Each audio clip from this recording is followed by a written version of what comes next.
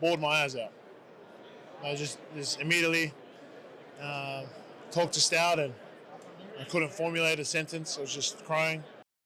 Well, you can tell by just looking up that we have the big man here, Jordan Mailata. And Jordan, first of all, welcome to Radio Row. Thank you. I think we got to start with what was your reaction when you found out the news about Stout yesterday? Immediately, I bawled my eyes out.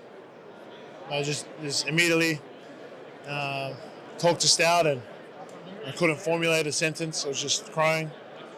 And I told him, I'd come see him as soon as I got back home. A lot of people ask me to make a statement right now. I just, online at least, on social media, I'm saying I don't think there are enough words to put in a social media post of what I think of the man and how much he's helped change my life. So, I'm to be honest, selfishly, I'm very heartbroken, but I know the man needs it, man. Needs some rest. Well, you are certainly allowed to grieve however you need to, and not to speak for you, but it's hard to look around here, see all the people following you, all the success you've had, and not think, would you have even been here without Stout? No, that's what I'm saying. There's not enough words that I can speak about this man to show how grateful I am that he helped change my life. He's a big reason. I guess just for people who maybe aren't as familiar with it, how much do you attribute your development to him? If it was Stout, if I could speak in Stoutlandism, he would say 50%, because 50% he waited for me at the halfway mark, and I had to meet him there. That's how he always said it. It's it's not me, it's us. And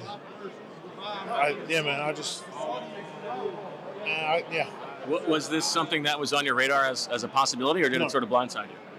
That one blindsided me. Yeah. To be honest. I'm curious always when something like this happens, what is the text thread with you and the rest of the offensive linemen? Are you all guys what WTF?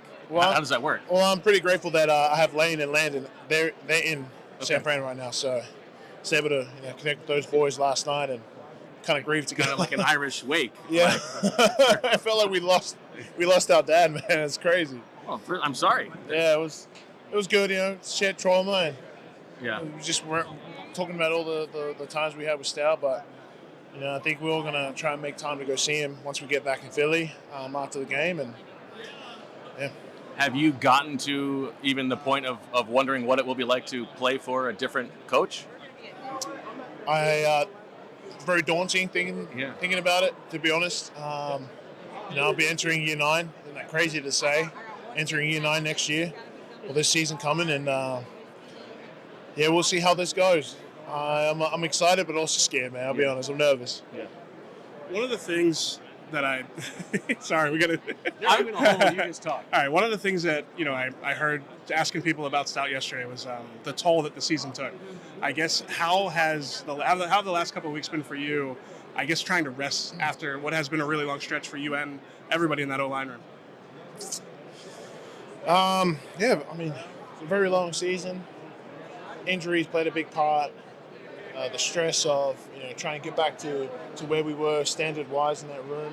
We knew we weren't playing our best football, and every week was a challenge just to get back to try and playing dominant football and playing Eagle football. It got hard. And this break has been, for me at least, very reflective on how I handled the season, dissecting every game I had, how I dealt with it, how I led in the locker room, the way I treated my teammates. For me, it's just been the last couple of weeks. That's all I've been doing, and trying to learn from how to become a better leader entering next year. And that's my biggest takeaways. Yeah, I was going to say, what were some of the things that you, hindsight could only show you? I think just being a player, not worrying about what plays are being called, just go out there and do your job. Worry about the execution and not why we're calling this play. What have you heard about what the Sean Mannion offense might look like, and what was your reaction to that hire? It was great. I just bumped into Jordy Love, actually. Okay. And he said we have a good one. He said we have a good one in him. That's good. He said you guys got to stick with him because it's first year play calling, but he said we got a good one. So have you talked to him yet? Yes, I have. Okay. Sean's a great dude. Seems like a nice guy. Seems like a great guy. We talked to a few guys. We talked to Drew Lock, who had played with him. A couple of his coaches. and yeah, they all had very good things to say. Okay. But it's a brand new thing, so it will be interesting to. I mean, it does feel like sort of the start of a new Eagles era, if that's fair. Bro, it does. That's why it felt like we were mourning yesterday. Yeah. Man. And like, I've been using comedic relief to get by As we all through do. Media yeah. Row. Yeah. Just to get by, so I don't just like hysterically start crying in front of everyone. Not that crying isn't okay. Crying is okay, but I just there's no toxic masculinity here. To answer, and, I cried on the flight over watching a movie. I mean, it's fine. Brother, I cried immediately on the phone when he called, and hey man, it's a lot to think about because it's just like, man, it's an end of an era, like you said. Another one where I don't want you to speak for the guy, but you've only played for Stout. So has Lane, and obviously he's going through everything that went on this season. Like, what do you think his reaction was? Same as mine. Yeah. Maybe not as. He's a little less willing to cry, maybe. No, he told me he cried. Okay. So. I mean, no, he didn't. He didn't cry. He didn't tell me that. That was off the record, right? He didn't tell me that. Are you a part of like the recruitment to try and convince Lane to come back for another year? You've been in his ear about it. I think. Yes. It's his decision to make. It's him to let you guys know if he's coming back. Yeah. Yes, he's coming back, but. I know that EJ, you guys were talking about the toll that the season took, and obviously part of that is also coming off of the toll that the season before took. And you two had, EJ wrote about this, part of like the tush push and the physical toll that took on your guys' body. Do you already feel a little bit of a rejuvenation of having some extra time? A little bit. Yeah. Yeah, I mean, we've been keeping busy, and the snowstorm that passed through last week was not helpful at all. A lot of shoveling? Shoveling, but just like, I mean, it's just the mood, the energy. Yeah. Bad in Philly. It was bad in Philly when that snowstorm hit. It was just like, I felt so miserable. It was just like, man, this is crazy. How are we going to get these cars out? These roads are terrible. So. And do you look around here?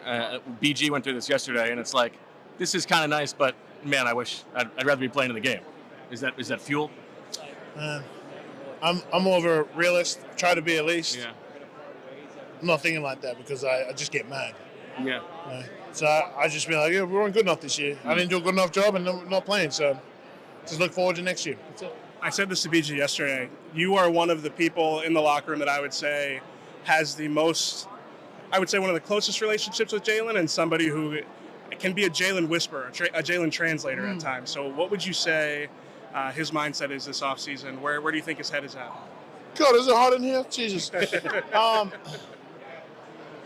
Well, I mean, he's probably thinking how I'm thinking. Like, we have a big, what feels like a hurdle to overcome now. Learning a new offense, learning the nuances of it, the flow, how it's going to flow. It's going to be a different flow. And we got a new run game coordinator we hired today. Woke up to that news and I was like, great, salt to the wounds. I'm like, man, way to add salt to the wound, man. I'm like, far out. So yeah, it's been a crazy time, but I think that's what he's feeling. Just we have it's going to welcome that obstacle and welcome that hurdle. So. Any big plans for the off season? A lot of traveling. Got to go back home to Australia. So. Good for you. It's pull my ambassador role for the NFL. So yeah, well, it's a blessing. It's a blessing for sure. We are happy that you do that. The last thing is EJ does want to get on the record. Where is he in like your beat writer power rankings? These guys. So I break the news now? Yeah, break it. Come on. He's number one. He's number one. He's my guy. I feel like we've been together for a long time. We have, we've really gone through it together. We started at the bottom, and now we're here, baby. So, all right. Well, that's great. Jordan Mailata, thank you so much. Back with more on the PHLY Eagles podcast. Thanks, guys. Thanks for having me.